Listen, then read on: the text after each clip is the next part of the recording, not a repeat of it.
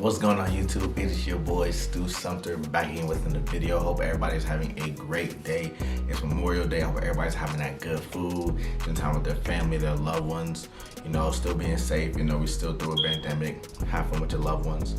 In today's video, just want to talk about some little quick thing that's going on within the NBA. I want to address it a little bit and see my little 2 cents on it. If you enjoyed the video, hit that thumbs up, subscribe if you're new to the channel, and right next to that, hit the notification bell as well. Without further ado, let's get straight into the video. So, I hope everybody's enjoying the NBA playoffs. We're seeing some great games, some great performances by these players. They're putting their heart out, they're, busting their tail, to try to, get that ultimate goal at the end of the day and win that NBA Finals championship. And it's not easy, especially coming off of a bubble and a pandemic year. Still in a pandemic, players, their bodies are going through it left and right. They got a lot of mileage on them. So, you can see, players are getting banged up left and right, injuries, but, players are going to play through it and whatnot. But that's not what we're here. We're not here about that. Recently, we've had 3 incidents. We've had incidents at the Philadelphia 76ers arena. And boo, yell all you want, we encourage that. This is just plain stupidity. Somebody pouring some popcorn, and any athlete, being Westbrook or whomever, they are pumped with their adrenaline. New York Knicks arena, and now recently Boston arena, TD Garden. Seen issues around the NBA with fans crossing the line. Somebody tossed a water bottle and it nearly hit Kyrie as he was walking to the tunnel. Tyler Johnson noticed it. Where the first incident, Russell Westbrook was leaving the game because of an injury, and he had a fan who decided to throw popcorn on him. The second thing was apparently a fan spit at Atlanta Hawks guard Trae Young while he was on the outside about to do an inbounds, get the ball into play. And now we just had a fan throw a water bottle at Kyrie Irving as the game was over and as he was leaving. This is unacceptable. I think there's no room, there's zero tolerance for behavior like this. This isn't being a fan, this is disgusting. This is where we as humans have to look at ourselves and be like, what are we doing? And not to mention, these are professional athletes. So truth be told, this isn't a line of work, this is business. Yes, they're playing a game, but this is business, this is their jobs, to where they're not able to defend themselves because there's security, coaches, personnel that have to restrict them and hold them back if they feel like retaliating. And not to mention a fan up in the stands, they have security guards as well, like, oh, you can't touch me. Think about this.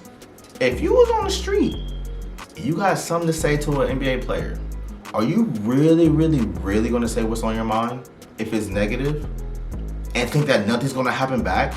Best believe Russell Westbrook, knowing how Russell Westbrook is with his attitude, his competitiveness, and his fireness, best believe it's gonna be a lot of bloodshed. But the fact that we have individuals thinking that they can take advantage of, the restrictions that players have and whatnot, that's not cool. Why in the world do you think that it's okay to treat another human like that? And I don't believe any of us, watching would think like that. I hope nobody watching this would think like that. But it's not cool, man. Like, I know if that was me, best believe it wouldn't be a pretty situation.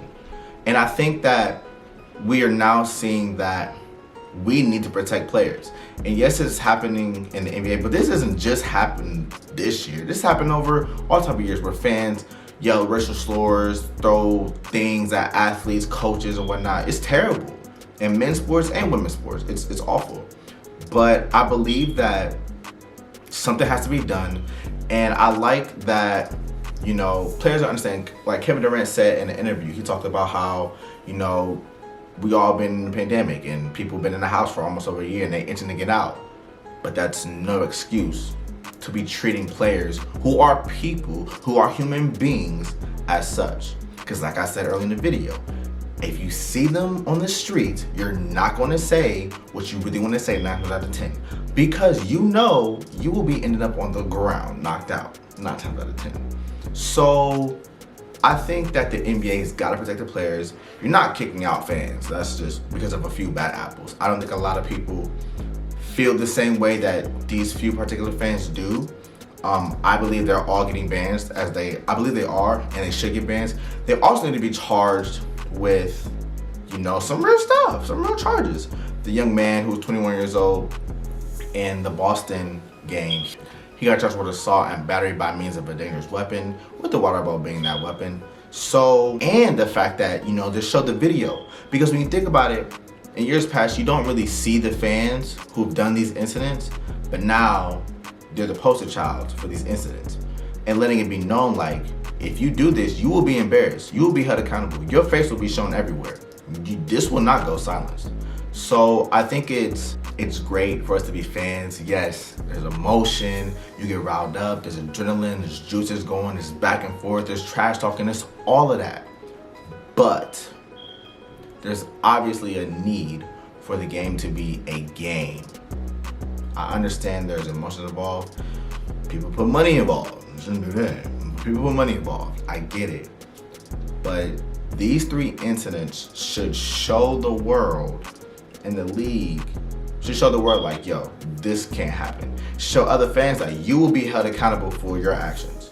You will be in trouble for your actions. 21 years old and you're banned now? Bruh, you got a whole life to live. You can't go to another NBA game. Think about that. How stupid can you be? Now, I will say, Trae Young didn't even know about the incident, which is crazy. He was during the game. He didn't even know. Kyrie, he's seen it, but, professional that he was, he didn't go after the person. He couldn't, even if he wanted to. But, he talked about it in the interview. And Russell Westbrook, I ain't got no bad blood with Russell Westbrook, If he was possible, he would have went up those stairs and he went after that fan. But thank God he didn't, he was, like I said, he was leaving for an injury.